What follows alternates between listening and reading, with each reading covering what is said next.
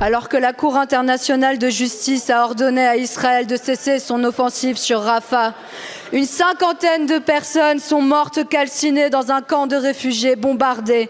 Un enfant a été décapité. L'hôpital de Rafah a cessé de fonctionner et les chars viennent d'entrer dans la ville.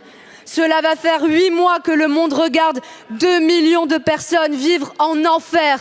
En enfer car elles sont enfermées, sans eau, sans nourriture, sans médicaments, bombardées. Les victimes de cet abattoir à ciel ouvert se filment en temps réel.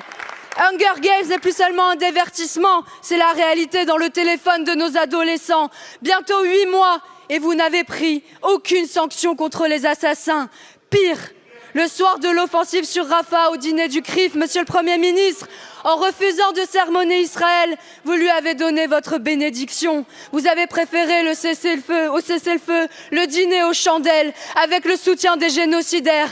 La porte-parole du gouvernement se prenait en selfie avec un des influenceurs de l'armée israélienne, perdant son dernier Instagram de dignité, alors que la Norvège, l'Espagne, l'Irlande reconnaissent aujourd'hui l'État palestinien. Vous osez placer la France dans le camp des complices.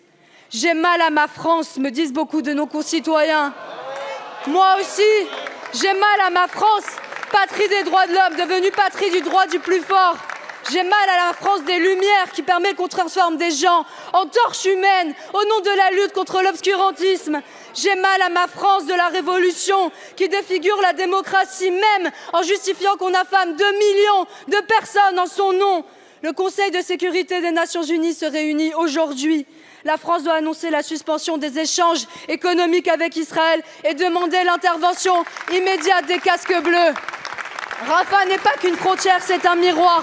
Si vous ne le faites pas, ma question, Monsieur le Premier ministre, c'est comment vous pourrez vous regarder dans une glace ?